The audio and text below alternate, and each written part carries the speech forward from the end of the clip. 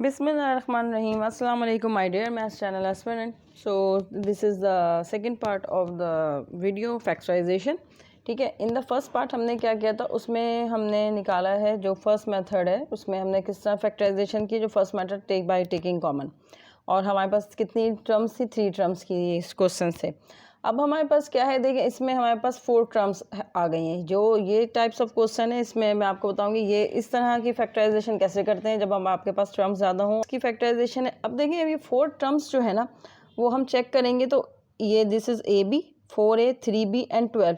इन चारों अगर टर्म्स में हम देखें तो हमें नज़र आ रहा है कि किसी में भी कोई चीज़ ऐसी नहीं है जो चारों टर्म्स से हम कॉमन ले लें। तो जब इस तरह के क्वेश्चंस आपके पास फैक्टराइजेशन के होंगे कि सारी टर्म्स में से आपको नहीं नज़र आ रहा कि हम इन 4 टर्म में से कुछ भी कॉमन ले लें, तो हम फिर उसके क्या करते हैं, फिर हम उसको अरेंज करते हैं। यानी कि ये क्वेश्चंस किस तरह होंगे, अब हम इनको इन टर्म्स को इस तरह से अरेंज करेंगे 2-2 की पेयर्स में, ताकि जब कॉमन लें तो वो जो कॉमन के बाद जो हमारे पास रिमेनिंग जो टर्म्स जो ब्रैकेट्स आते हैं वो सेम हो जाए। ठीक है, अगर तो मैं देखती हूँ अगर इन 2 फर्स्ट टर्म्स से, चलें ये तो अभी अरेंज ही है, अगर ये 2 फर्स्ट टर्म मैं इनको चेक करती हूँ, ये 2 फर्स्ट टर्म्स और इन दोनों फर्स्ट टर्म्स में, ठीक है, हम देखते हैं क्या कुछ कॉमन आ रहा है। 2-2 टर्म्स में से अब चेक करेंगे। ये मैंने इसमें देखा यस AB एंड 4A, तो A is common in both terms, तो हम यहाँ से क्या ले लेते हैं, A कॉमन ले लेते हैं। जब हमने A कॉमन लिया तो हमारे पास क्या रिमेनिंग यहाँ बचा, B एंड प्लस 4, क्योंकि A कॉमन जा चुका है, B प्लस 4 यहाँ रिमेनिंग बच गया हमारे पास। ठीक है, ये हो गया कॉमन।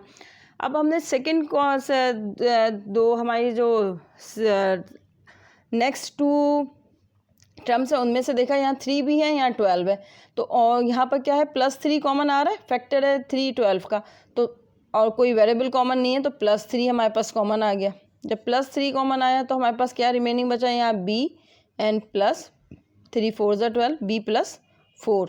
देखें अब ये समझाना था कि 2 टर्म्स करके जब हम कॉमन लेंगे तो जो हमारे पास, तो कॉमन लेने के बाद जो 2 ब्रैकेट्स बन आएंगे, अगर वो सेम आ गए ब्रैकेट्स, तो इसका मतलब ये है कि आपका कॉमन बिल्कुल ठीक है। ठीक है, तो फिर इसको क्या करेंगे, जस्ट बहुत सिंपल है, B प्लस 4 आप एक ब्रैकेट एक दफ़ा लिखेंगे। अब हम इन टर्म्स में भी तो कॉमन ले रहे हैं ना इनमें से, तो B प्लस 4 एक में आ गया, और जो रिमेनिंग क्या बचा, A, और यहाँ क्या बचा +3, तो ये आपका हो गया आंसर। ठीक है, this is so as per the second method on the same pattern क्या है हमारे पास, और फिर हमारे पास 4 टर्म्स है, हमने चेक कर लिए 4 टर्म्स है, और 4 टर्म्स में से फिर वही है कि चारों 4 टर्म्स में कुछ भी कॉमन नहीं आ रहा, तो हमने क्या करना है, वैसे ही करना है, 2 टर्म्स लेनी है और उसको देखना है कि उनमें से कुछ कॉमन सेम आता है तो हमारा। अभी यहाँ भी ऐसे अरेंज हुई है कि मैं इन 2 में से कॉमन ले लूँ और इन 2 में से कॉमन ले लूँ, तो देखते हैं हमारे पास ब्रैकेट सेम्स होती हैं या नहीं। तो वैसे भी अगर ये प्रैक्टिस हो जाएगी तो आपको देखते साथ पता चल जाएगा कि आपने किस तरह से इनको अरेंज करना है। ठीक है, अब मैं यहाँ से क्या कॉमन आ सकता है, यहाँ x² है और यहाँ xy है, तो आपको पता है लोएस्ट टर्म कॉमन आती है, तो क्या कॉमन आ गया, x। ठीक है, जब x कॉमन आ गया तो हमारे पास यहाँ क्या बचा, इन 2 टर्म्स की बात कर रही हूँ, तो यहाँ क्या बचा हमारे पास, ओनली x, प्लस यहाँ से x कॉमन जा चुका है तो यहाँ क्या जस्ट बचा, ओनली y। ठीक है, तो ये हो गया हमारे पास x प्लस y। अब देखें यहाँ क्या है, 3 और 3 कॉमन है दोनों में, और x y है क्योंकि वेरिएबल दोनों डिफरेंट है। और क्या है हमारे पास, यहाँ हमारे पास x, तो मैं, और दोनों का साइन क्या है, माइनस है, ये भी -3x है और ये भी माइनस है, तो मैं यहाँ पर लूँगी -3 कॉमन। अब मैं बताती हूँ माइनस का 3 कॉमन मैंने क्यों लिया। जब भी कोई टर्म्स इस तरह से गिवन होंगी कि हम उनमें से जब माइनस साइन लेंगे बाहर कॉमन, तो अंदर वाली जो भी बाकी रिमेनिंग टर्म्स होंगी या इस ब्रैकेट्स में जितनी भी टर्म्स आएंगी उनके साइन अपोजिट हो जाएंगे। किस तरह, ये माइनस का 3x है तो ये भी प्लस हो जाएगा, तो यहाँ क्या जस्ट रिमेनिंग बचेगा x, क्योंकि 3 कॉमन जा चुका है। देखिए माइनस क्या होता है यहाँ प्लस, क्योंकि जब माइनस प्लस से मैं खोलूँगी तो माइनस प्लस माइनस से यही ब्रैकेट ओपन होगा, और ये हो गया y। अब देखें x plus Y and x plus Y, फिर हमारे पास ब्रैकेट सेम हो गई, इसका मतलब ये कि हमने कॉमन बिल्कुल ठीक लिया है। अब क्या लिख देंगे, ये भी इजी है कि आप x प्लस वाई एक दफ़ा लिख लें जो दोनों ब्रैकेट हो, और जो रिमेनिंग बचा है उनको आप अलग एक और ब्रैकेट में लिख लें। दिस इज़ योर आंसर, तो ये आपका हमारा आंसर आ गया।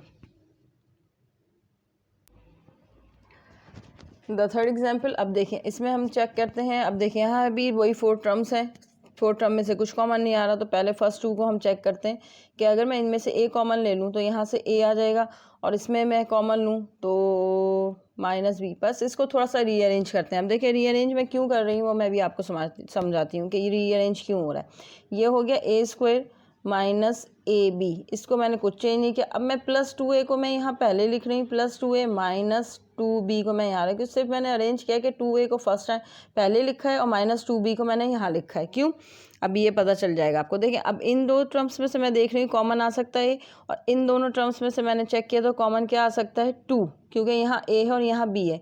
यहाँ से मैंने कॉमन लिया तो क्या हो गया, a कॉमन आ गया मेरे पास, ठीक है ना। जब a कॉमन आ गया तो अंदर क्या बचा, a माइनस a कॉमन जा चुके हैं तो क्या बचा a माइनस b, ठीक है। यहाँ से मैंने क्या लिया कॉमन, प्लस 2। जब यहाँ से हमने लिया प्लस 2 कॉमन तो अंदर क्या बच गया हमारे पास, a माइनस b, ठीक है। जब a माइनस b तो a माइनस b दोनों हमारे पास जो है वो ब्रैकेट्स जो है वो सेम हो गए, तो इसका मतलब ये हमने कॉमन ठीक लिया है। तो a माइनस b हम एक दफ़ा लिख लेंगे और a प्लस 2 जो हमारे पास रिमेनिंग है उसको हम रख लेंगे एक और ब्रैकेट्स में। तो ये हमारा आंसर हो गया। अब मैंने आपको बताया ना मैंने ये क्यों लिखा, देखिए अगर मैं यहाँ पर माइनस 2 भी यहीं रखती तो माइनस, जैसे अब मैं आपको यहाँ पर भी इसको समझा देती हूँ। देखिए मैं यहाँ आपको ये समझा देती हूँ, अगर मैं यहाँ इसको चेंज नहीं करती इसकी प्लेस और ऐसे ही कॉमन ले लेती दोनों में से, तो दोनों में से क्या कॉमन आ रहा है, 2 आ रहा है। बट 2 का साइन क्या होगा, क्योंकि इस टर्म का साइन माइनस है, इस टर्म का साइन प्लस है। चलें अगर हम प्लस 2 ही कॉमन लें, 2 कॉमन आ गया तो अंदर क्या बचता, माइनस बी, ठीक है। फिर ये बचता माइनस बी और प्लस ए, ठीक। तो ये इस तरह से लिखा हुआ था अगर मैं प्लस 2 कॉमन लेती तो वो क्या, मैं क्योंकि प्लस माइनस माइनस, जैसे 2 से ओपन करके देख लेते हैं, plus minus minus minus 2b और प्लस प्लस प्लस 2a, तो वो हमारे पास रिमेनिंग यही आती ब्रैकेट। लेकिन वो थोड़ा सा लिखने में कन्फ्यूजन हो जाती, माइनस बी और प्लस ए, और हम लिखते हैं a माइनस बी, इसलिए मैंने इसको अरेंज कर दिया इस तरह से ताकि a साइन a पहले आ जाए टर्म और b टर्म बाद में आ जाए। आप ना भी करें तो आप इसको बाद में भी चेंज करके लिख सकते हैं, लेकिन जब आपकी प्रैक्टिस इतनी ज़्यादा हो जाएगी तो आपको खुद पता चल जाएगा कि मुझे कौन सी टर्म को पहले लिखना है और कौन सी टर्म का मुझे बाद में लिखना है।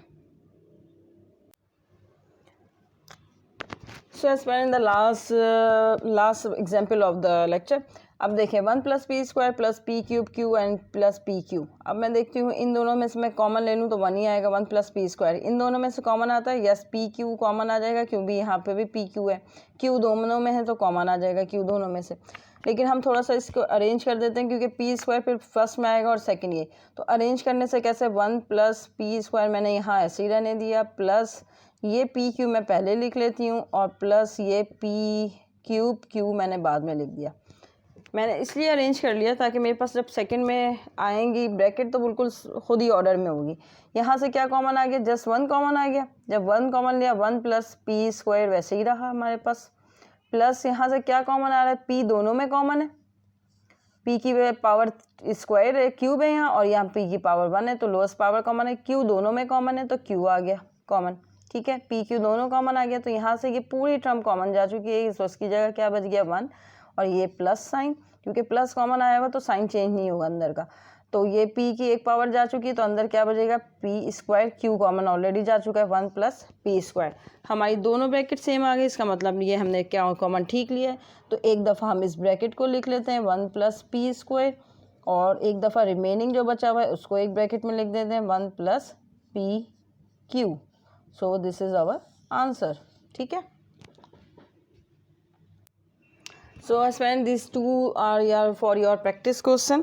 I hope कि आपको 4 टर्म्स में से कॉमन लेना आ गया होगा। जितनी हम अच्छी प्रैक्टिस करेंगे अपनी अलजबरा की, हम उतना इसमें मास्टर होते जाएंगे। सिर्फ अलजबरा नीड प्रैक्टिस, ठीक है, इजी बहुत है, सिर्फ प्रैक्टिस की ज़रूरत सबसे ज़्यादा है, ठीक है। आप ये 4 टर्म्स हैं, इनको अरेंज करें and comment your answer. I hope कि आपको ये अंडरस्टैंड कर लिया होगा आपने ये लेक्चर।